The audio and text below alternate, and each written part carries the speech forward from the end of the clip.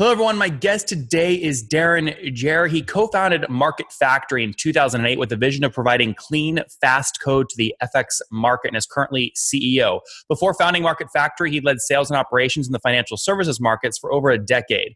Darren was head of new business sales Americas for EBS, ICAP, and before that, he was sales executive for IBM Wall Street Accountants. Darren, are you ready to take us to the top? Let's do it. All right, very good. So give us a quick overview. What does MarketFactory do and what's your revenue model? How do you make money?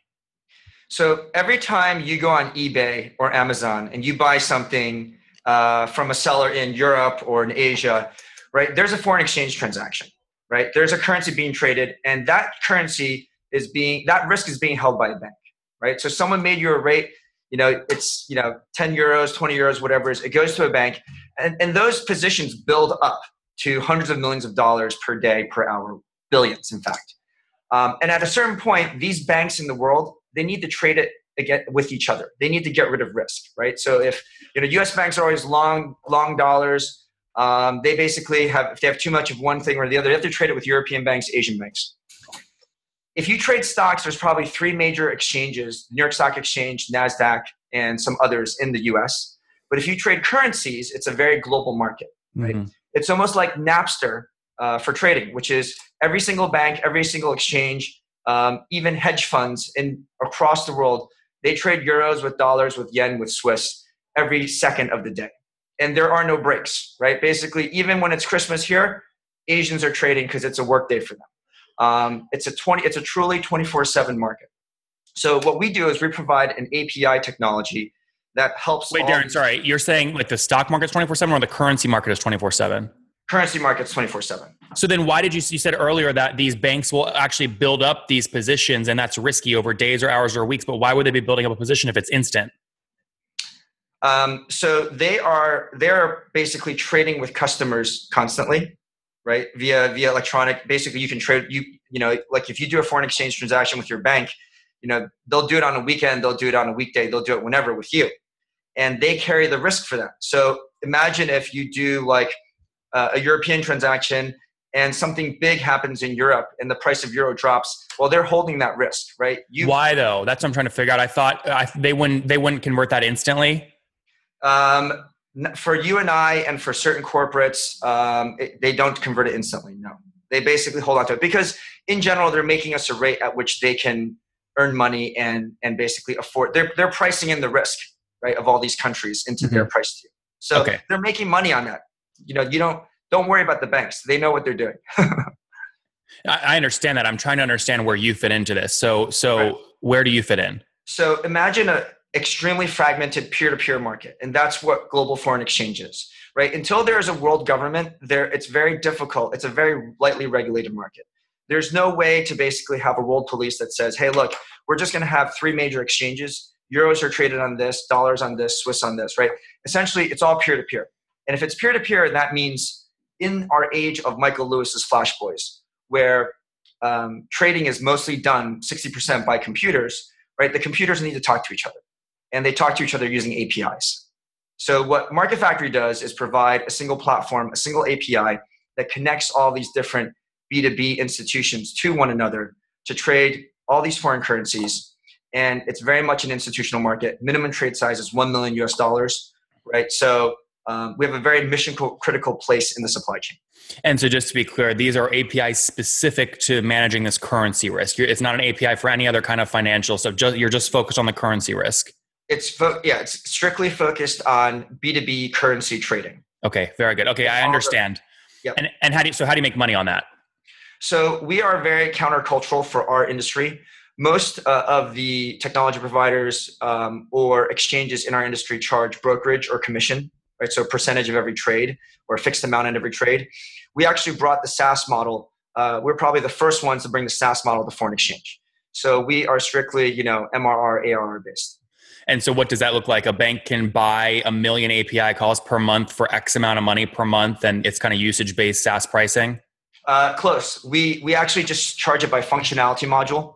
So let's say a bank typically needs 20 exchanges to trade with to begin, but they'll scale up to 35, 40 exchanges. So we'll charge an ARR per exchange, per module, right? And it's unlimited API calls, unlimited usage, which is what they like. Interesting. Okay, so your cost structure does not fluctuate then based off usage. In other words, if someone used it like 300 times what your pro forma said they'd use it as, that's not going to drastically increase your margins or decrease your margins. No, I mean, I mean, let's be honest, right? It's the price of an Intel transaction, right? You have good code on top of Intel processors. It's what's the price of an IO across the CPU. Got right? it. But you're right. In the old school, a broker, like a human broker, would charge per transaction, right? Remember the days of, this is like when you're in third grade, but like a stock trade was still $150, right? Yeah. No, I'm more making the analogous comparison to like an email marketing company, which, the MailChimp will charge you $100 a month to send a million emails. But they do have a fixed cost structure built in per email, but it's so low, they're assuming you're never going to hit that usage level. I'm just making sure with unlimited usage, there's no one bank that could essentially break you and become unprofitable for you because it is actually free for you to, do these API calls. Yes. Got it. Okay, very good. Okay, so banks are your customers, and I don't want to go down every single customer cohort, but give me a general sense. On average, what does a bank pay you per year for this kind of service? Yeah, I would say, just for clarification, we're probably like 45% banks, 45% funds, the buy side. Yep. Right? And then about 10% brokers, right? Okay. And then what people pay us, our average revenue per account is 400,000 ARR. Yep. Dollars. Our range we have about 30 enterprise customers who pay us between 100K and over $1 million a year in ARR. I mean, essentially, it's all, recurring revenue. Just to be clear, so you have 30 total paid accounts that are split 45% banks, 45% funds, 10% brokers. Yes, we have more than 30 accounts, but 30 are enterprise, meaning like at least 100K in spend. Got it. But across your entire customer base, your average ASP first year is about $400,000. Is that accurate? The average revenue per account amongst just the enterprise customers, we're not counting like guys like smaller customers who are just taking small, one or two things from us. Sure. Okay. So then I can back into minimum there in terms of monthly recurring revenue. If you got 30 enterprise accounts with an average ASP of 400 grand, that's 33 grand per month. I mean, that puts you at about $1 million in monthly recurring revenue. Is that accurate? Yeah. Okay. Very good. And is it, do you, with a lot of these things that are usage based or things like this, you'll see seasonal functionality. Do you have kind of bumps based off seasons or no, it's pretty flat? It's truly predictable revenue. Seasonal bumps in usage or in terms of the sales cycle? No, I'm talking specifically usage. Usage. Okay. Our seasonal usage would be economic events such as monthly non-farm payrolls, right? Or the Fed or Bank of England, changing interest rates. Mm-hmm. So those are our Super Bowls, right, on a monthly or ad hoc basis. Okay. And that's when our system has to be ready to basically handle a huge surge in trading volume. Yep. So Super Bowls are great for you. Those 3 or 4 you just described. During the down, when there's not a Super Bowl event, though, does it impact your revenue retention or anything like that, or no? Right. No. So because we're purely subscription, and it's a good question that you asked, because the Super Bowl events are when our customers make a ton of money, right? Or just are doing a ton of trading. But it doesn't affect our revenues at all. Our job is to provide, we're paid in subscription anyways, right? We don't have any upside for more trading or low trading or downside for low trading. Sure.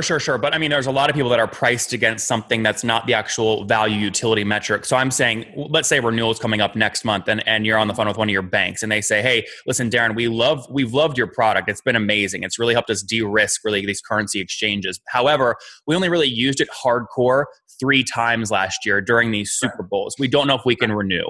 Right. If that, how do you manage those kinds of conversations? So their usage is constant because we do 2 things, right? We subscribe to all the exchanges and clean up the market data that is kind of the lifeblood of all their systems. So they need prices from the wholesale market to basically input into their pricing engines to price corporates, large corporates like HP and Apple, down to mom and pop corporates, individual consumers at ATMs, you doing a high net worth transaction because you just sold a company in a different currency and have to repatriate, right? They're all different price levels for all different types of currency transactions. And so on a constant basis, they're using our system to pull in what the wholesale market is so that they can create, the retail market or the smaller B2B market.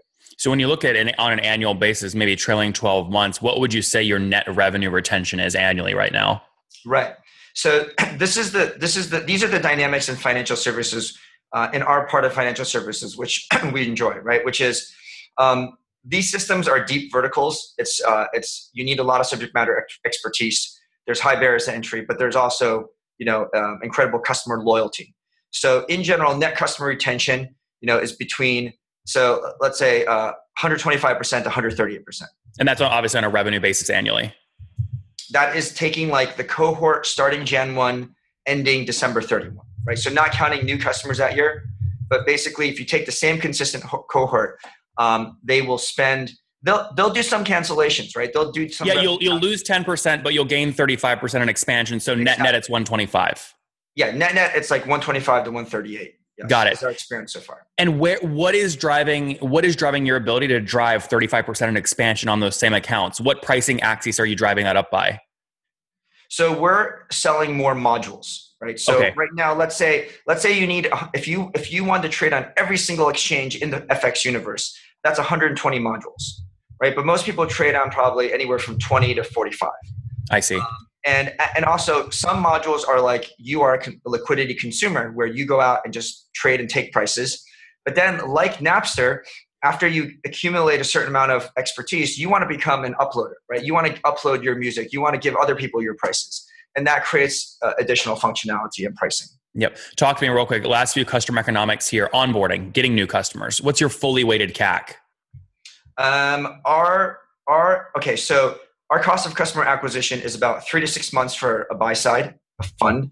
Okay, they move faster, and 6 to 12 months for a sell side. Wait, that's your sales cycle or that's your payback period? Our CAC is probably 4 to 6 months. Okay, got it. So you're willing to, just to be clear, I want to make sure I get that clear. You're willing to spend up to 4 to 6 months of first year value. So first year value is 400 grand. You're willing to spend up to 200 grand to acquire that customer. Yes. I see. And where's most of that money going? Inside sales team, traveling? Where's it going? It's going to salespeople. It's still a very face-to-face market. We do some SDRing and marketing and demand gen and so forth, which is great. But ultimately, to really close fast and well, it needs a visit, right? So what's the team size look like today? Company is 36 people between New York and London, mostly engineers. We actually only have 3 salespeople, three salespeople who also do some account management. Okay. So our LTV is about 8 years. Okay. We have one customer that's at 9 years. And so our LTV to CAC is very high, and we plan on investing, and we are investing. Yeah. So, I mean, look, if you have 8 years at a minimum 400 grand a year, now it's probably higher than that after 9 years because you're driving expansion revenue, but that puts LTV in dollars at, call it 3, 4, 5 million, something like that. Yes. Is that how you play? That's how you forecast it? Easily. And also because of the deep vertical nature, I think you read the S1s for various deep vertical companies, and they, really it's, as you grow, you can approach 80, 90%, market share. Yeah, you can for sure. Now put this on a timeline for me. When did you launch? We technically launched in 2008, but really we had a slightly different business model, different software until 2010. Darren, that's a hell of a time to launch a fintech company, 2008. Yeah. Well, we raised the Series A as the crisis was going on. In 2008? We started in 2008. Yeah. We raised 2.8 million in 2008. Because I don't know, we had a lot of angels. So we had a lot of angels. How many? Services. We probably had around 25 angels. Oh, wow. Okay. Our entire Series A was 7 million, right? And 1.3 million is from a great venture partner, First Mark Capital in New York. But the remainder, 5.7, is all from individuals. Okay. Right? So just to be clear, total funding to date is about 7.5 million? 7.1 million. 7.1 million. You recently did a debt round as well. Walk me through why you did that strategically. Why did it make sense? It's just fast and very efficient, right? It leverages, our balance sheet growth rate. It's kind of no frills, straight ahead. We did found a really good partner when we were going from. There's one year when we're at like 3.5 million in revenue, and the sales cycle was just, our sales cycle is very Q4 weighted. Yeah. So around these Super Bowl events, probably. Yeah, Super Bowl events, or just like financial service institutions needing only spending their budget at the end of the year, but in a big way. Yep. And we had some cash crunches to get through. Found a great partner in Lighter Capital. based in Seattle. They gave us like a 500K AR, 500K loan. Yep. And just to be clear, they, I know those guys well. They typically only do revenue-based financing, but you have scale where they could have offered you also a term loan structure, like what Silicon Valley Bank or Hercules or Timia typically do. Did you do revenue-based financing or a term loan? With them, we did. I'm not sure the mechanics are like. Are they paying you back on a percentage of month? Are you paying them back on a percentage? Lighter is revenue-based. Yeah, okay. That's what I was just saying. Yeah, and then on top of that, we have found another great partner, Bridge Bank, for a line of credit. I see. So you kind of got both the best of both worlds there. Yeah, because what's happening is we charge kind of annually in advance. So what happens is that you have these 1 month you get like 3 million, and then next month you have nothing. Yep. And then you get this huge incoming cash again, right? So the Bridge Bank has been great in terms of just smoothing all that out, allowing us to grow. Would you recommend? There's a lot of people thinking about using Lighter Capital. Would you recommend them? Absolutely, great guys. The key thing is they get the space, right? They understand the dynamics of SaaS, and they understand how powerful it becomes once, given your churn or your cancellations, whatever, once all that is transparent and you help them understand, they get the dynamics of your business. Were they fast? Yes, they're very efficient. Like when you first talked to when they actually wired you money, how quick was that?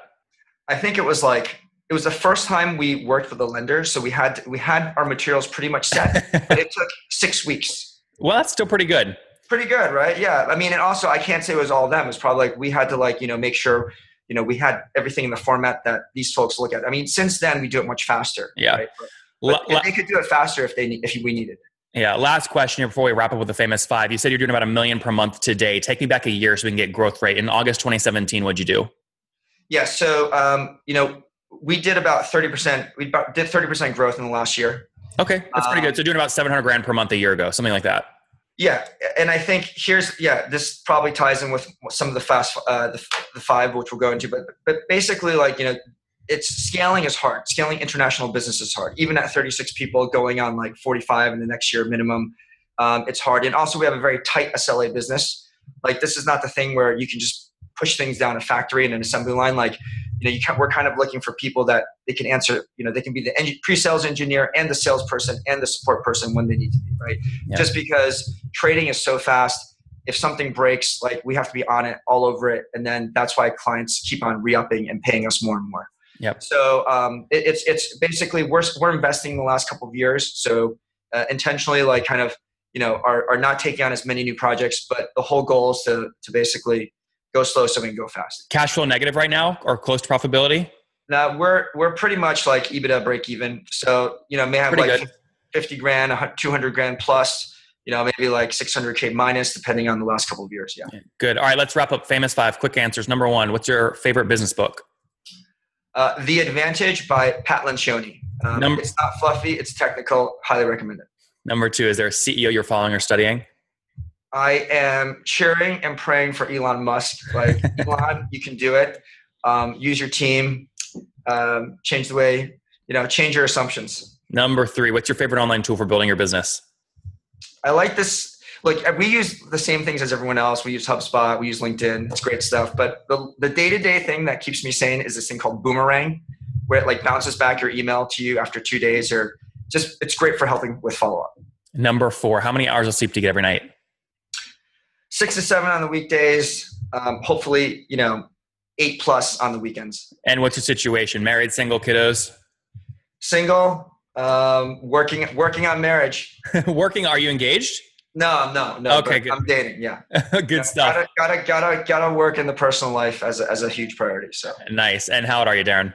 I'm 44. 44. Last question. What do you wish your 20-year-old self knew? Go slow so you can get it right. Go slow so you can go fast.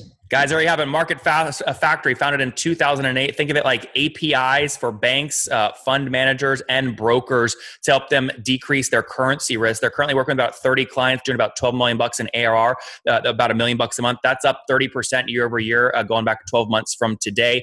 $7.1 million raised, team of about 36 people based between New York and London. Healthy economics, 125% net revenue retention annually, spending 4 to 6 months of first year ACV on acquiring that customer, mainly going towards their salespeople and other channels. Lifetime value in the millions of dollars. Darren, thank you for taking us to the top. Thank you, Nathan.